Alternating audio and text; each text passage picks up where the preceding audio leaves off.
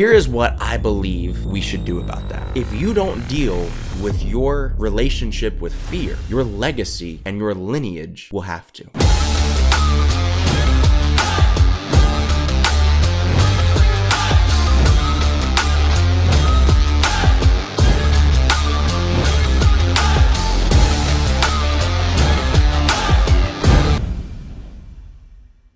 What's going on, everybody? Welcome back to another episode of Cabin Checks. My name is Brandon Burns. I will be your host, and today I'm getting back in my psychology bag. A lot of you who know my story know that I went to the University of Michigan for psychology and economics, and after that I immediately jumped into the speaking, coaching, consulting world, working with Dr. Eric Thomas, helped him double his bookings year over year, helped him get a book on the New York Times bestseller list, traveled the world, spoke on stage with him multiple times. It's been a crazy ride.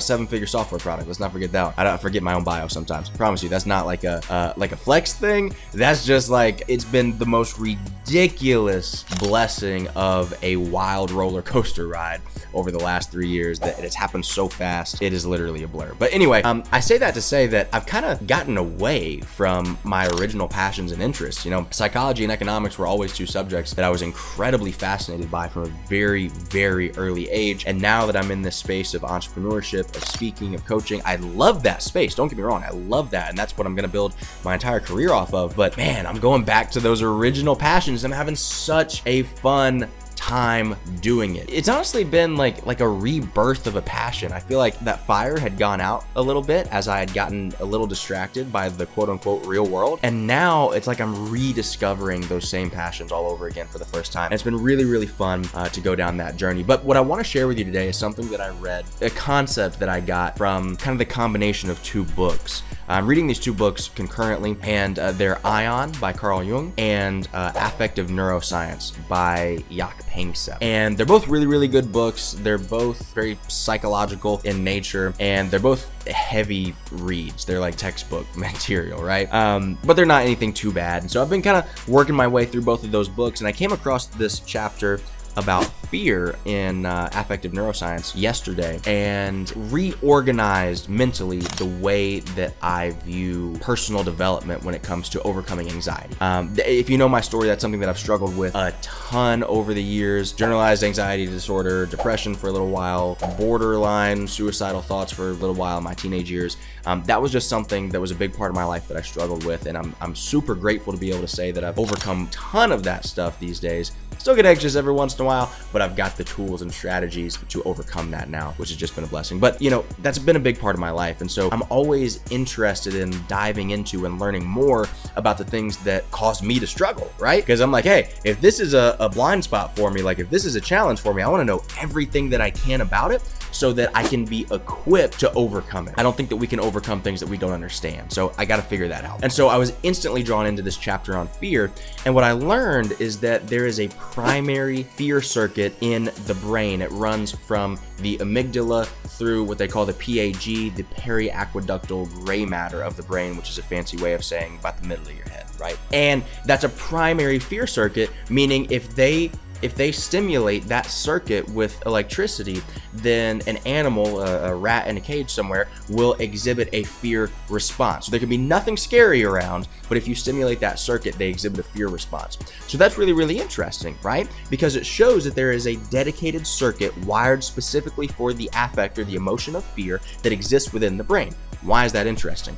Because anytime that you have a circuit in the brain that is dedicated to a particular task, it means that it can be trained, right? The same way that you would train a muscle. If I do curls all day long, my bicep is gonna get bigger. If I get scared all day long, that circuit will get myelinated. It will become easier for that circuit in your brain to activate, and it literally becomes trained like a muscle. Why is that so important? Sins of our fathers. If you don't deal with your relationship with fear, your legacy and your lineage will have to. Like when I connected these dots yesterday, it blew my mind. Because I've always heard that saying, that scripture, sins of our fathers, right? But I never really understood that. Like, why do I have to pay for the sins of the people who came before me? I think what that really means is that how you handle the adversity that you face in your life, the outcome of that is not limited to yourself. it has a ripple effect on your entire lineage. All of this stuff is genetic. If you become really, really good at activating the gratitude parts of your brain, at activating the calm, the peace parts of your brain, and you anti-train, right? It's like if you don't do curls for 10 years, your muscle will atrophy. If you overcome fear and you learn some breath work techniques, you learn some mindfulness techniques, and you don't allow yourself to get freaked out and scared and panicked all the time, right? If you don't allow fear to overcome you all the time, that circuit in the brain atrophies the same way that a muscle will. And guess what? That gets passed down through generations and generations. So 1,000 years from now, your descendants are going to get the product of the work that you either did or did not do. Blew my mind. All right. Now you might be thinking, okay, makes sense. It's important for me to utilize these techniques to overcome fear so that I can, number one, it becomes easier for me to do that, right? Again, as that circuit atrophies, it becomes more difficult for you to exhibit a fear response. So it's important for you to use the tools and techniques and strategies that you can to overcome fear now and every time, because in the future it will make it easier to do so as you progress. It will also make an impact on your lineage down the line. Now here's the other thing. You might say, well, how do I do that? The other thing that I learned in Panksepp's book was that the fear circuit and the rage circuit, there's a rage circuit as well that is a dedicated piece of equipment in your brain. Those two are inherently linked together. And I said, oh, well, that makes a lot of sense, because if you've ever been jump scared by somebody, like somebody pops out from behind a corner and scares the mess out of you, immediately you're pissed. Immediately you're like, as soon as you collect yourself and like change your underwear, you're like, I ought to smack the mess out of you, right? That's you feeling that fear and rage are interconnected. And that makes a lot of sense, right? Because if you think about it from an evolutionary psychology perspective, if you're standing eye to eye with a saber-toothed tiger,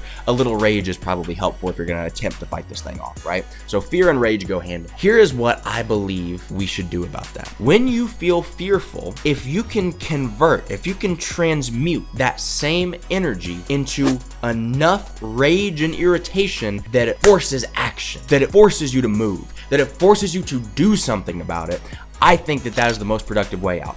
I think that God gave us a pathway to avoid, not to avoid fear, but to productively use fear. I think that God gave us a biological mechanism in the brain to say, when you are fearful, here's what you should do about it. What you ought to do is allow it to fuel you to get aggravated enough to do something about what you're afraid of. So if you're sitting here and you're watching this video and you're like, you know what? What's giving me a lot of anxiety right now is I'm broke. I don't know where the next meal is going to come from. I don't know how I'm going to pay my bills. I'm worried that they're going to come repossess my car. That's what's giving me anxiety right now. Then get pissed off enough to do something about it. But don't sit there and whine and complain, because that's all that's going to do is feed the fear that's in your brain. All it's going to do is make it easier for you to get more and more afraid. But if you can allow it to move you to take some action, to do something about it, now all of a sudden, that is the natural God-given outlet for your fear that was designed for you. That is the way that it was designed to work. And that's why I can't stand this whole toxic masculinity movement, right? It's like, oh, we're trying to turn men into chihuahuas for some reason. It's like, no, every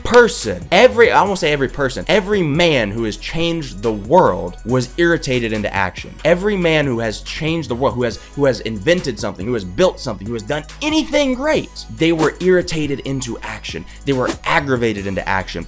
They felt something, whether it be fear from lack, whether it be irritation from injustice, whether it be like, I don't care what it is, but they felt something that was so strong within them that they had to find an outlet. And they transmuted that fear into rage, and that rage turned into action. Because you've got to get to a point internally where you are uncomfortable enough to do something. And that is what I think most people miss. Most people spend their entire lives trying to avoid discomfort, trying to avoid these very natural emotions of fear, of rage, of anger. Like, I don't think it's a bad thing. Lord, I'm about to go on a whole tangent. Why is it a bad thing that a grown man exhibits a little aggression? Again, if it is controlled, I'm not talking about going out there and just hitting people for no reason. I'm talking about aggression in the sense of, I got a lot of energy bottled up in here, and I'm gonna go do something about it, and I'm gonna go solve a problem. I'm gonna go get a result. I'm gonna go move the needle, and I'm gonna do so in a very aggressive fashion. I'm not gonna hurt anybody, but I'm gonna do this in a very aggressive fashion. Why is that a bad thing? Why is passion a bad thing? Who told you that? Why are we trying to sterilize people, inhibit them from the natural gifts that they have? We are not meant to just sit here idly while we have the stimulus around us that is a blaring alarm saying something needs to change. We're not supposed to just sit there and randomly be at peace with that. We have these mechanisms within us to force us to go make progress. This is how progress happens. You take that fear and discomfort that you feel, you turn it into, and rage is the name of the circuit that they use in psychology, but you know that feeling. I'm not saying rage as in like just go lash out at people. I'm saying rage as in that feeling of energy within you that makes you want to move, that makes you want to go do something about the situation at hand, right? We gotta stop telling people that's a bad thing. We gotta start teaching people that this is actually how we're wired, that this is actually how we're designed, and that we can productively shift away from fear and into action and actually solve the problems that we face without complaining about it, without sitting there and be, oh, I'm so scared, I can't do anything. There's a pathway that is designed for you to be able to do something about it. And if you don't do something about it, your lineage will pay for it. As a matter of fact, so will everybody else around you, because you, especially as a man, I know I'm focused on like the masculine piece on this video, but especially as a man, you are no good to anybody sitting there. I'm so scared. I just don't know what to do. You're useless. You are useless. Your kids don't need you. Your significant other don't need you. The world don't need you. Your job don't need you when you are in that state. So get over it. I'm not saying it's easy, but I'm saying it's necessary. And I'm saying there's a way to do it.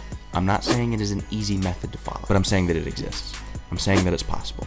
And I'm saying that you owe it to yourself and everybody else around you to pick yourself up and figure it out.